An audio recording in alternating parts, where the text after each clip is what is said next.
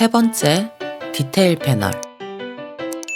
이곳은 이미지의 세부 묘사를 관장합니다. 패널을 보면 3개의 슬라이드로 나뉘어 있고요. 슬라이드 오른쪽에 있는 화살표를 누르면 서브 슬라이드가 나와요. 샤프닝은 이미지의 선명도에 관여합니다. 아래 서브 값의 수치에 따라 선명도가 달라지는데요. 샤프닝 수치를 최대로 주고 서브 값은 최소로 준 후에 만져볼게요. 레디우스는 픽셀의 반경을 넓혀 이미지를 명확하게 만듭니다. 수치를 높이면 대비에 맞춰 픽셀 반경이 넓어져 진득하고 거칠어져요. 디테일은 픽셀 하나하나를 명확하게 만듭니다. 수치가 과하면 노이즈가 생겨 선명함을 넘어 지저분해져요. 이럴 때 함께 써야 할 기능이 마스킹인데요. 마스킹은 픽셀의 경계를 부드럽게 만듭니다. 이것만 쓰면 티가 잘 안 나니까 디테일 수치를 최대로 주고 만져볼게요.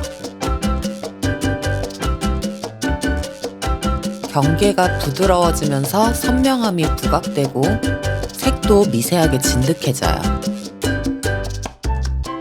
샤프닝의 모든 수치를 최대로 주면 초점이 맞는 부분은 선명해지지만 흐릿한 곳까지 자글자글해지니까 이미지에 맞게 적당한 수치를 주는 게 중요합니다. 노이즈 리덕션은 노이즈 감소라고 하는데 저는 쉽게 잡티 억제라고 할게요. 다양한 컬러의 픽셀이 모여 색공간을 만들듯 이미지를 확대해보면 잡티처럼 보이는 부분이 있어요. 이렇게 픽셀이 좀 튀는데요. 이것 때문에 화질이 안 좋아 보이기도 하는데 잡티를 없앨 때 노이즈 리덕션을 사용합니다. 수치를 높이면 픽셀의 경계가 뭉개지면서 이미지가 부드러워져요.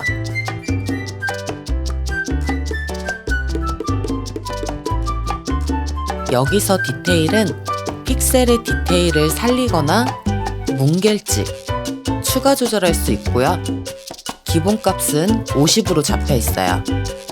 수치를 높이면 픽셀 디테일이 살아나고 낮추면 픽셀이 뭉개지면서 한 폭의 그림처럼 변합니다.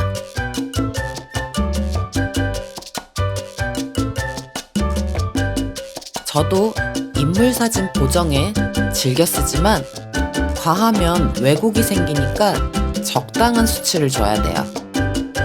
컨트라스트는 픽셀의 대비를 조절할 수 있고요.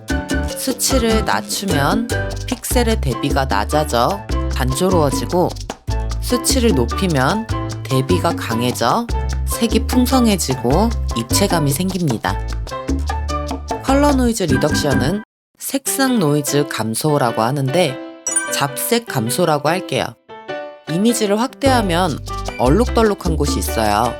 여기 파란색과 붉은색이 얼룩덜룩하게 섞여 있는 거 보이시죠? 이런 색을 살짝 누르고 싶을 때 컬러 노이즈 리덕션을 사용합니다.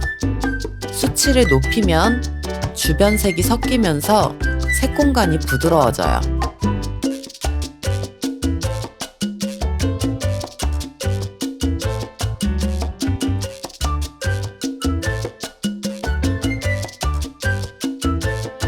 디테일은 픽셀이 가진 색을 미세하게 조절할 수 있어요.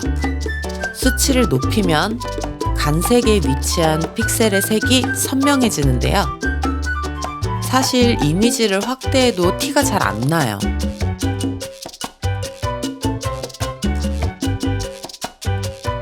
하지만 토끼 눈에 비친 하늘색이 선명해지는 것처럼 작은 차이가 큰 차이를 만든다는 걸 명심하셨으면 좋겠어요.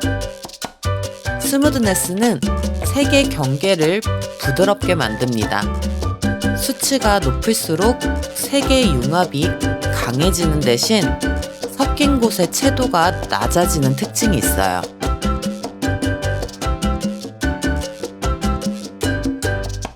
색도 좀 단조로워지죠?